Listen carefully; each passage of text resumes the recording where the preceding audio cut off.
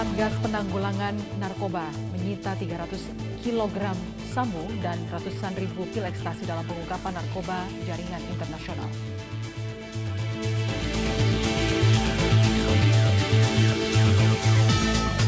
Tim anti bandit Polsek Wiyung, Polrestabes Surabaya berhasil mengungkap kasus penipuan dan penggelapan sepeda motor.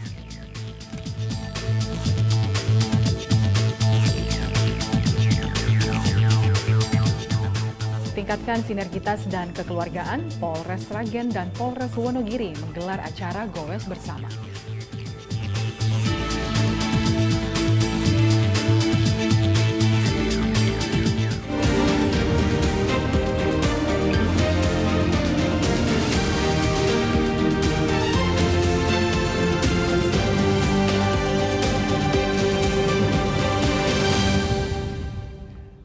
Selamat petang pemirsa, Presisi Petang kembali hadir edisi Selasa 3 Oktober 2023. Selain 3 berita utama tadi, selama 1 jam ke depan kami menyiapkan sejumlah informasi terkini lainnya. Saya Lydia Rotinsulu, inilah Presisi Petang selengkapnya.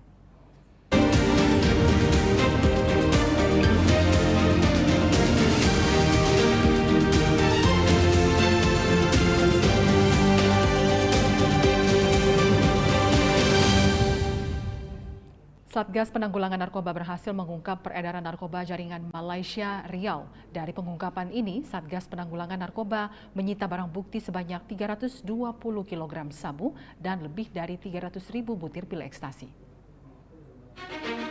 Kasatgas Penanggulangan Narkoba Irjen Pol Asep Edi Suheri memimpin konferensi pers pengungkapan narkoba jaringan Malaysia Riau.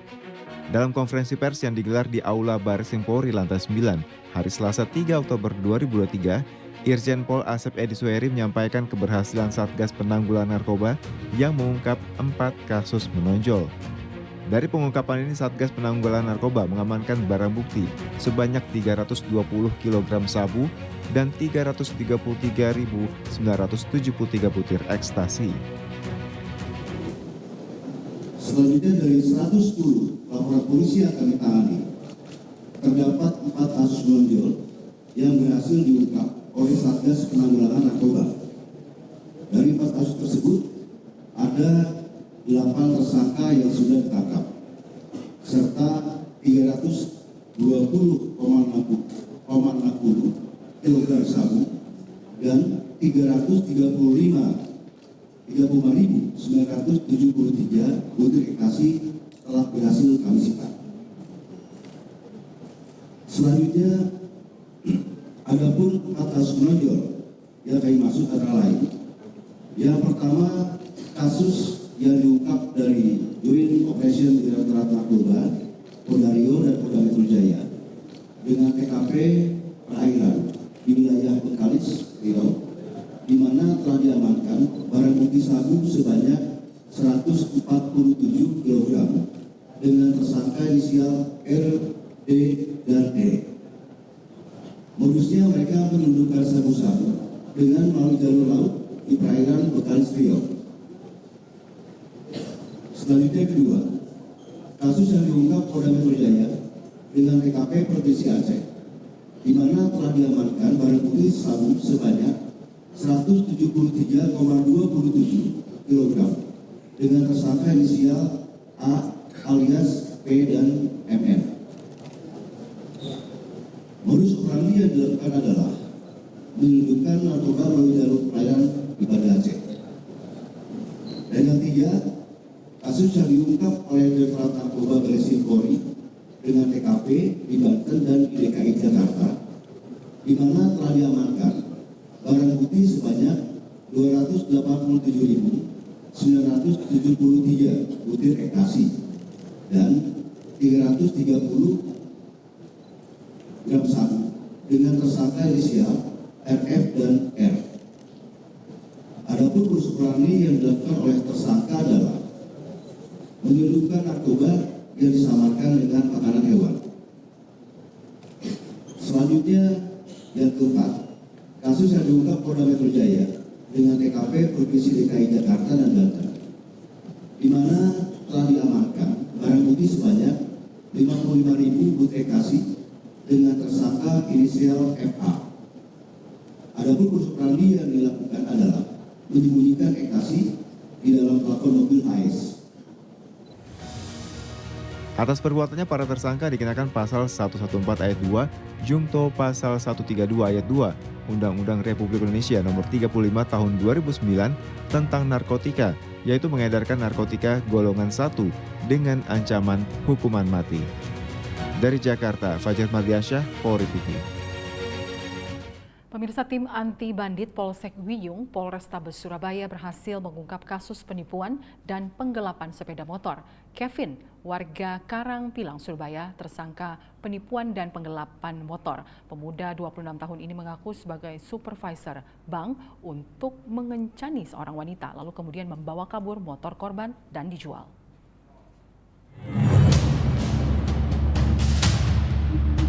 Dari catatan penyidik kepolisian, Kevin ternyata sudah pernah dipenjara 3 kali atau residivis untuk kejahatan yang juga terbilang sama, yaitu penipuan, penggelapan, dan pencurian sepeda motor. Kini untuk keempat kalinya setelah bebas dari penjara, ia kembali melancarkan aksi kejahatannya kembali. Jadi korban dengan si pelaku ini, tersangka ini, awalnya berkenalan melalui media sosial, ya, melalui media aplikasi OMI. Kemudian dia mengaku, si pelaku ini mengaku sebagai salah satu karyawan bank swasta, ya. Kemudian dan ini kita lihat tanda pengenalnya juga mungkin palsu. Kemudian sejak kenal itu, kemudian si pelaku akhirnya menjalin hubungan asmara atau pacaran.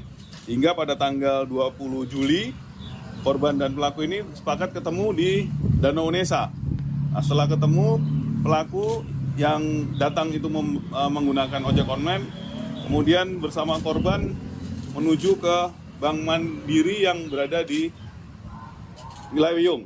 Nah, setelah itu pelaku menyampaikan kepada korban untuk tunggu sebentar karena dia akan mau ke rumah bosnya, dan pada saat itu sepeda motor korban dibawa oleh pelaku dan akhirnya ditunggu-tunggu berapa lama tidak datang, dan dihubungi juga WA-nya sudah diblokir dan sebagainya.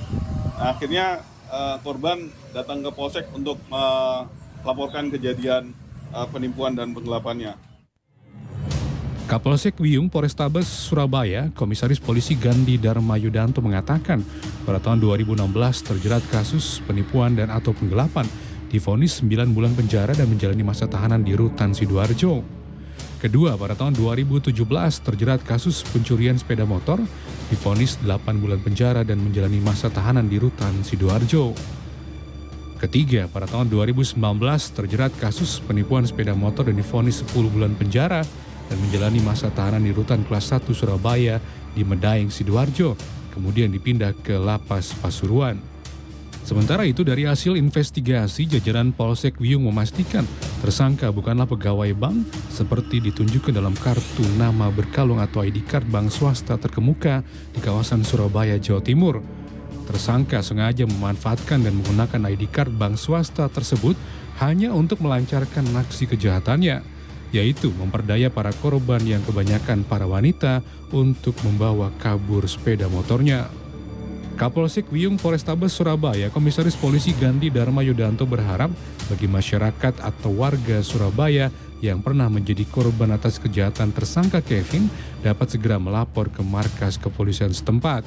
Sementara itu, Kasihumas Polrestabes Surabaya, KP Haryoko Widi, mengimbau kepada masyarakat agar tidak mudah percaya dan terpedaya dengan kehadiran orang baru yang menawarkan berbagai bentuk fasilitas kemudahan dan keuntungan secara instan. Entah itu dalam konteks bisnis, usaha, ataupun dagang. Apalagi perihal urusan perasaan atau hubungan percintaan antara sepasang pria dan wanita. Tim Humas Polrestabes Surabaya Polda Jawa Timur melaporkan untuk Polri TV. Kesal dan sakit hati karena tidak diberi pinjaman uang, seorang pria di Batam, Kepulauan Riau nekat membunuh seorang lansia yang adalah warga Singapura. Terus untuk terungkapnya pelaku seperti apa? Satreskrim Polresta Barelang Polda Kepulauan Riau, Senin 2 Oktober 2023, menggelar konferensi pers pengungkapan kasus dugaan tindak pidana pembunuhan berencana dan atau pencurian dengan kekerasan. Menurut Kasat Reskrim Polresta Barelang, Kompol Budi Hartono, peristiwa terjadi pada Sabtu 19 Agustus sekitar pukul 15 waktu Indonesia Barat. Pelaku merupakan tenaga honorer di Biro Umum Provinsi Kepri dengan korban pria berusia 74 tahun warga Singapura. Pelaku menghabisi nyawa korban dengan memukul kepala korban sebanyak 3 kali dan motif pelaku membunuh korban karena kesal tidak diberi pinjaman uang. Sementara pelaku dan korban sudah saling kenal selama 1 tahun terakhir. Si pelaku yang sebelumnya sudah menyiapkan tali nilon di dalam mobil, melakukan janjian jumpa dengan si korban, yaitu di Harbor Bay. Nah, kemudian jumpa, kemudian akhirnya cekcok. Si pelaku melakukan aksinya itu di tepi jalan di luar kawasan Harbor Bay di depan rusun ya di daerah Jodoh, Batam. Kemudian cara membunuhnya itu si pelaku dengan cara memukul 3 kali kena bagian kepala, bagian wajah, kemudian si korban itu tidak sadarkan diri, lemas. Kemudian si pelaku duduk di atas dadanya gitu Mbak. Kemudian setelah itu dibalik, kemudian di leher daripada si korban dijerat dengan tali nilon. Kemudian setelah tidak sadarkan diri si korban dibawa ke Jembatan 4 daerah Galang gitu Mbak. Kemudian jenazahnya itu dibuang di salah satu jurang di daerah Jembatan 4 sana. Kompol Budi Hartono mengatakan kasus ini terungkap sejak anak korban membuat laporan kehilangan korban.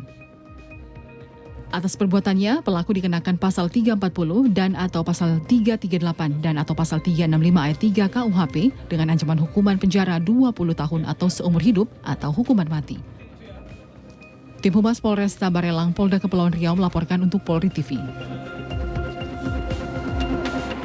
Presisi Petang akan segera kembali, tetaplah bersama kami.